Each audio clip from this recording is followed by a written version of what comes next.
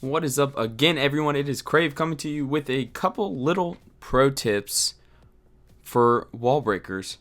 We all have had wall breaker fails. We really want to stop that from happening, so I'm going to give y'all just a couple tips here on how to stop the wall breaker fails from happening and help us understand the wall breaker AI a little bit better.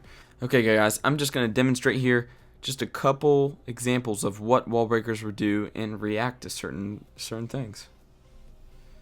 So I'm just going to act like I started a queen walk here. Just normal stuff. Look, that first wall breaker targeted that cannon compartment. You see that? But now that compartment is empty, I deploy it in the same spot. The wall breaker will no longer target an empty compartment. So you really need to keep that in mind, and also can use that to your advantage. Say, now I want to break into a compartment over here. I can do that. But okay, obviously my wall breaker is getting sniped. I'm just showing the AI tips here. Once this mortar compartment is clear, look where that wall breaker targets. It will go there, but now if I deploy another, it will not target there any longer. So make sure you keep that into account when you're trying to plan those wall breaker attacks. So look here, it will even go all the way into the core. These wall breakers will, because there's nothing on the outside for them to target anymore. So that's a great way to look at your wall breakers there, and we're just going to talk about one little other tip here in another clip. Okay guys, now here we have an example of what I was talking about in a war attack here.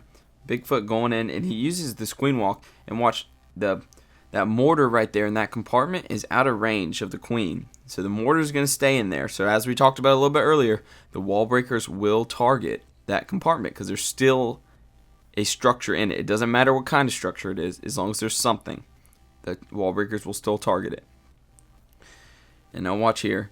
He deploys a test wall breaker, which is what I was about to talk about next.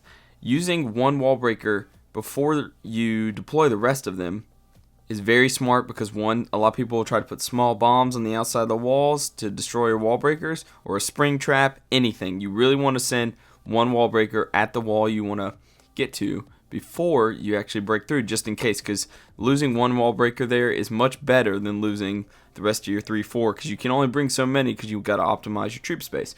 So he uses that one test wall breaker, it places there. He puts down two more trying to get him to target that wall, and he set it just another tile to the right, so they targeted this mortar compartment. See?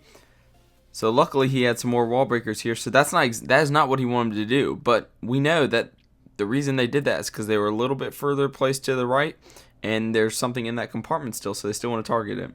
So he sends another test and another wall breaker, and he gets through the wall.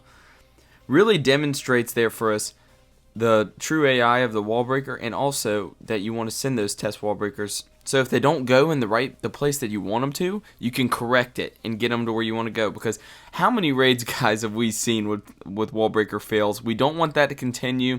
Really look at your wall breakers and plan them. Make sure no defenses are going to be targeting those wall breakers. If you have tanks out there, make sure they're soaking up those defenses. Those number one problem is those freaking wizard towers. If you got a golem right here on this outside of this wall, and you try to place wall breakers right on top of that golem that's getting hit by the wizard tower, the splash damage is going to kill your wall breakers. You do not want that.